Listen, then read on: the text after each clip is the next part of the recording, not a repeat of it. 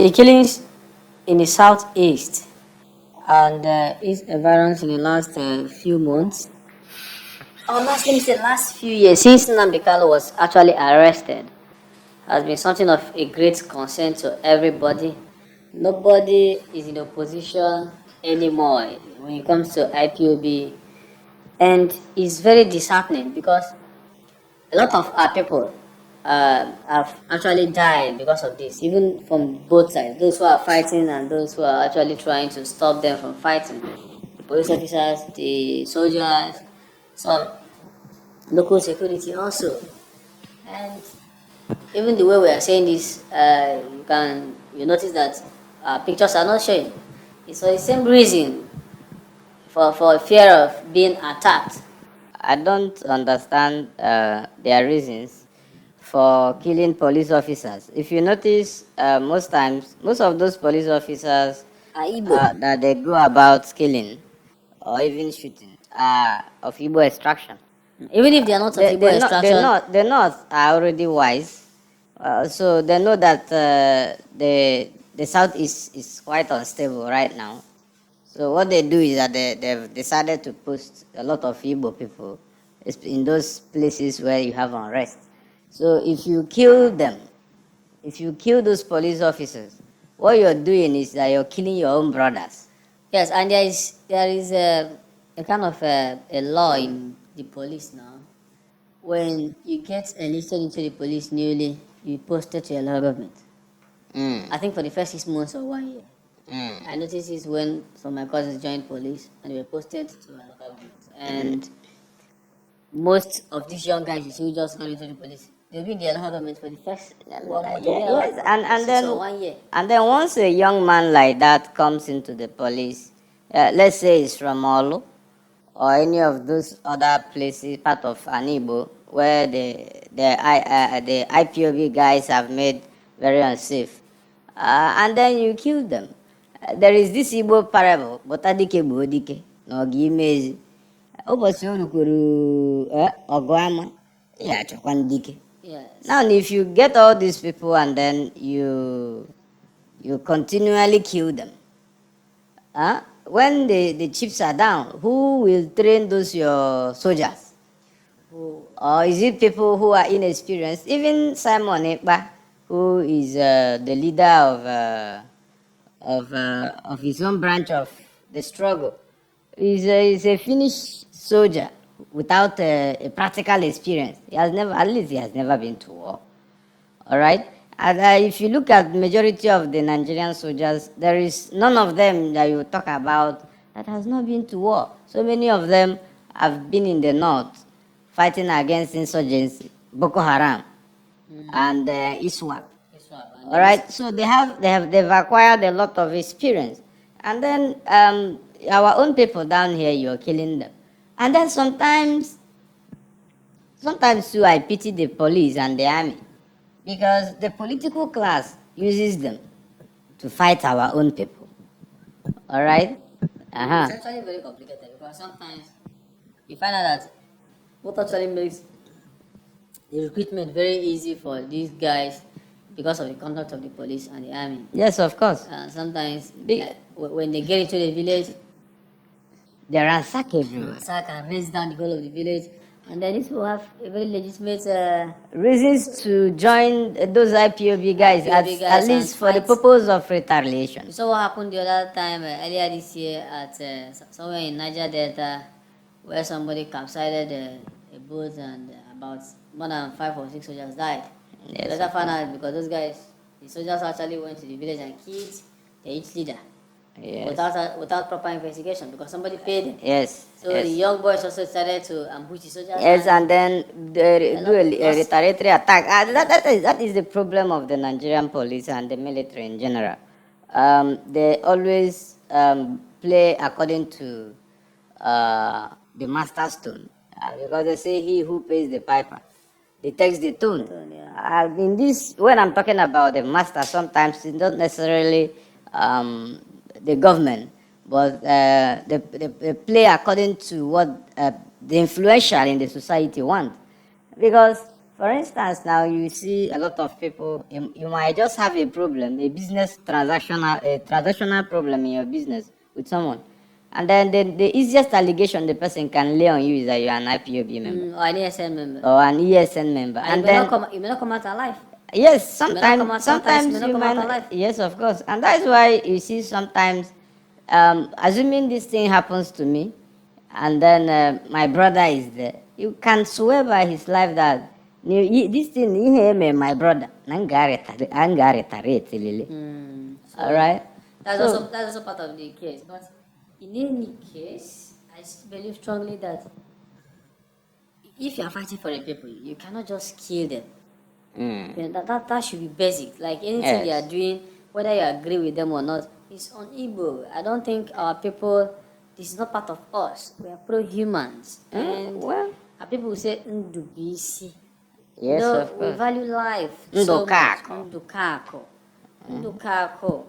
So there are a lot of things that, but now, Southeast has turned into something else. It's a war Killing, zone. killing It's is not very- a semi-war You zone. slit people's throats and every other thing. You just come out, somebody's dead. Now Blow people's head. the unfortunate thing is, even sometimes the kidnapping, there are rumors that it is members of those ESN and IPOB in their quest to raise money to buy arms that they've been going around and they have been kidnapping wealthy Igbo people.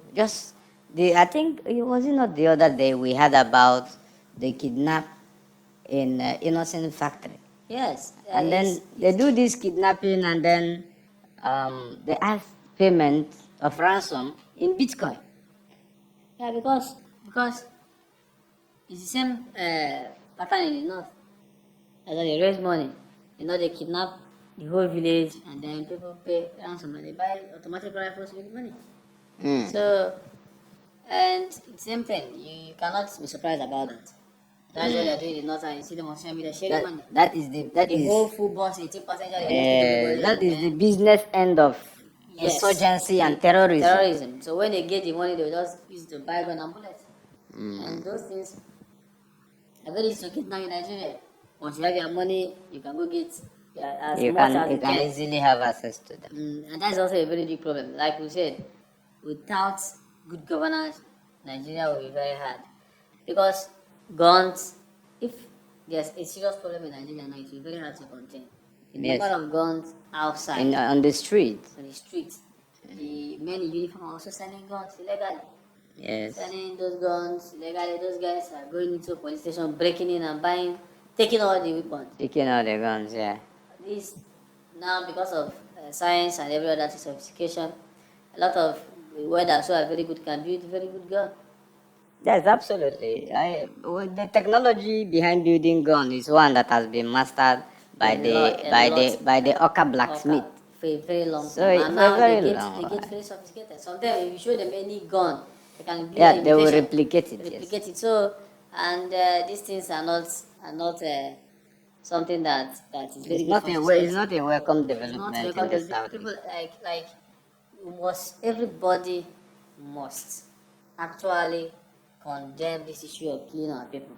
Absolutely. You cannot just you are fighting for a people that on Monday you ask them not to come out. Forgetting that Bele the hungry. Yes, and you know, Alright.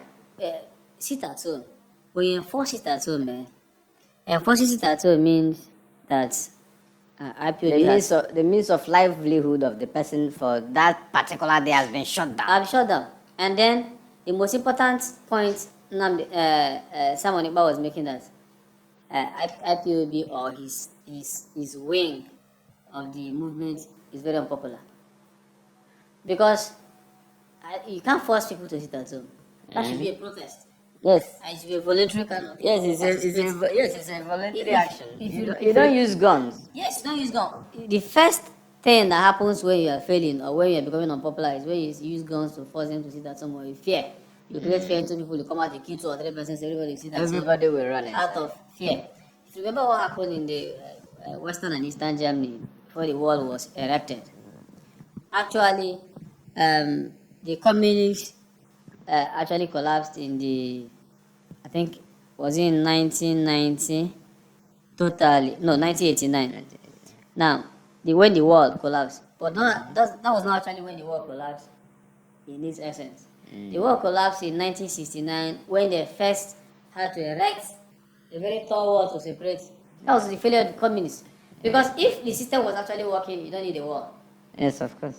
You understand? Because the guys were running away from that place, going to the place, running from this, going to the place where things Where have things were capital. working, yeah. So I don't see how you can just during Nnamdi Kanu's time, nobody.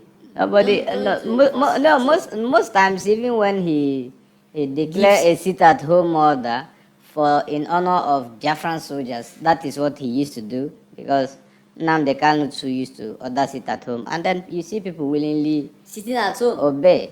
But this one now, somebody you just The- impose it at home.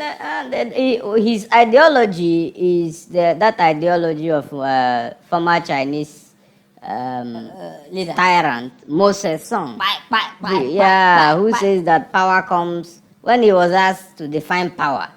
He said that power comes out of the barrel of corn.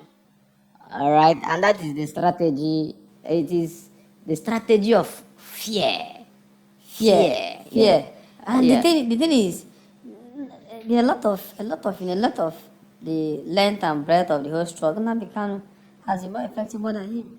Nnamdi has been in the forefront, been to prison even before now. Yes. He has actually seen the blood and the water and every other thing inside the game. He has been in the forefront, the march and every other thing. This guy for the whole struggle history, I don't think Simon Ekpa has been in Nigeria. And he has created. No. I don't even think he has. I don't think he has ever been in Nigeria. Since he left. Yes, I doubt, because this is somebody you don't even know anything about him. All right, the only person you know is Simon Ekpa. Nnamdi Kanu, you know his background, you know his father, you know his mother, you know his wife. Simon Ekpa is married to one Finnish buffoon that looks like a pumped balloon. All right. Someone is married to a Finnish. Yes, that is the woman he posts on social media. Always. All right. One very fat woman like that. All right. So he has no business with an Igbo for now, even though he's an Igbo person. Yeah. Because his actions is very destructive to an Igbo, and it's very saddening. I think every sane person must know that killing our people is out of the whole thing. No, he's out of the We game. can't just fold our hands. Even if somehow, an average Igbo man, let me also average above like 70% of the Igbos will agree that if we had independence, it would be better. There's no question about that. But now the way we go about it. Yes. And every reasonable person will know that, okay, if we've not gotten this, and the chance of getting it is slim. We cannot actually keep our hands from participating in this process we're part of. You understand that kind of thing? It doesn't make any sense. A process that our people have sacrificed hugely for. Over 1 million people died in the process. Our And parents then- fought and- in and those then- kind of things. And then if you listen to the words of Ojukwu when he said that it would be a very big mistake if another generation of Fundibo decides to go to war. All right, and then these people are actually already beating the drum of war. All right, because all these killings that are happening, we know the southeast has already been militarized, and now you're behaving like an average Taliban. All right, what do you expect? The Nigerian Defense Forces will make the southeast their headquarters. All right, they will face it with the same ferociousness that they've always faced Boko Haram. And then you know Boko Haram, they have nothing to lose. They live in the bushes. Here in the southeast, we live in good houses. And we don't have those kind of We don't have deserts. Landmarks. We don't have. There is no forest in the southeast. In fact, that Sambisa forest is almost the size of the whole of southeast, because that forest cuts across 3 territories: Cameroon, Chad, and Nigeria. I think Niger too. Yes. So it's a very large expanse of land. All right, and then they inhabit there. Even if you are a member of the Nigerian forces, you must have morale To go and engage. to go into the Sambisa forest. Here in the east, we don't have that kind of thing. Now, what they do here is guerrilla warfare. Are we back to the time of the Congos, where guerrilla warfare were fought? Even a lot of those guerrilla war, even normal guerrilla, they fight now for inside bush, not before inside developed town. All right, these people are destroying the southeast, and then they are also chasing. One thing we people don't look them frontally in the face and tell them is that they are chasing away investors. Our youth needs job, and it seems they are happy that the youth are unemployed, because if the youth are very much employed, nobody will have time to go and be doing IPO this, IPO be that, or yes and this, the autopilot on car. All right. I feel those who have actually dedicated their life towards some of these quests are these people, criminal elements. I normally call them those criminal elements in the society. Oribi head hanaya, ndemfufu. Huh? They are looking for oyewu ya morebwa, kanale ya ufu. And then when they don't see it, the slightest move for things like this, then they jump to it. It's their opportunity to kill, to loot, and to maim.